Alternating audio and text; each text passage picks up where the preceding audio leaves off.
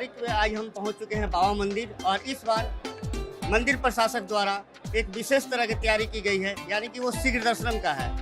अब वो जो शीघ्र दर्शनम के जो एंट्री होगा वो बिल्कुल मेट्रो रेलवे स्टेशन की तरह होगा। जिस प्रकार से आप मेट्रो रेलवे स्टेशन में जाते हैं और वहाँ पर जो टिकट है उसको आप काउंटर पर रखते हैं तो गेट खुलता है, उसी तरह यहाँ पे हम दिखाएंगे कि आप जैसे ही यहाँ पर आएंगे और यहाँ पे टिकट लगेगा तो ये गेट खुलेगा और इसके बाद से एंट्री होगा। इस तरह से कुल 8 जो है सो उस तरह इंस्टॉल किए गए हैं, और फिलहाल 2 का संचालन हो रहा है और बाद बाकी को रखा गया है। क्या है पूरी व्यवस्था, हम यहाँ मंदिर प्रशासक और जिला के उपायुक्त मंजूनाथ भजंत्री से जानकारी लेंगे कि और क्या है इसका बेहतर व्यवस्था किस प्रकार से इम्प्लीमेंट किया जाएगा श्रावणी मेला में।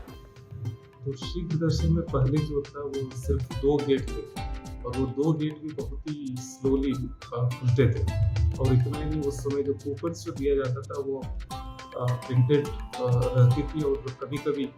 जब मैनुअल ऑपरेशन हो रहा था गेट का तो उस समय ये भी सुनने में आता था कि जो ऐसे कूपन जो वैलिड नहीं है उसका भी कुछ लोग इस्तेमाल करते हुए जा रहे थे, और भीड़ को भी नियंत्रण में भी उसमें दिक्कत हो रहा था। तो उसी को देखते हुए हम लोग इस बार मेट्रो जो रेलवे में जिस तरीके से एडवांस्ड और इवन रेलवे एयरपोर्ट में भी जो यूज़ किया जाता है उस तरह के गेट्स 8 लगाए हैं, और वहाँ स्मार्ट कार्ड रहेंगे, और स्मार्ट कार्ड वो बस उसमें डालते ही तो गेट खुल जाएगा, और उसके बाद वो लोग आगे चल पाएंगे। और ट्रायल चल रही है, ट्रायल बहुत अच्छा से चल रहा है, और बैकअप के लिए जो पुराने सिस्टम भी रहेगा ही, लेकिन ये हम लोग उम्मीद कर रहे हैं कि इससे किसी तरह का फर्जीवाड़ा भी नहीं हो और भीड़ नियंत्रण भी बेहतर हो और लोगों को अच्छी तरीके से वहाँ अंदर जा पाए। तो पहले से ही जो क्योंकि रविवार और सोमवार को अत्यधिक संख्या में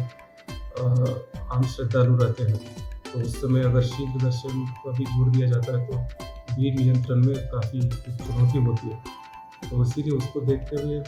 पहले की तरह ही हम लोग संडे और मंडे को शीघ्र दर्शन नहीं होगा, लेकिन